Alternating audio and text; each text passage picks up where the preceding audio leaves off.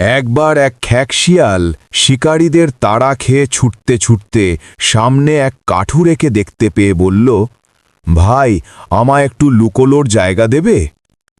কাঠুরে তার কুঁড়ে ঘরটার দিকে আঙুল দেখিয়ে বলল, তুমি ওই ঘরটার ভেতরে ঢুকে পড়ো, কেউ বুঝতে পারবে না। কিছুক্ষণ পরেই শিকারীর দল সেখানে এসে হাজির হল।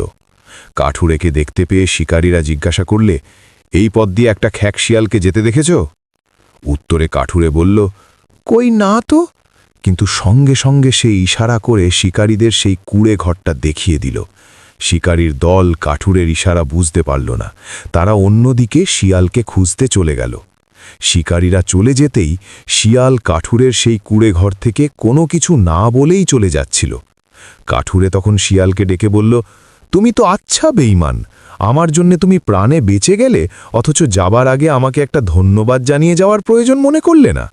শিয়াল বলল, আর মুখ নেড়ে কথা বলো না তুমি, তোমার মুখের কথার সঙ্গে কাজের কোনো মিল নেই।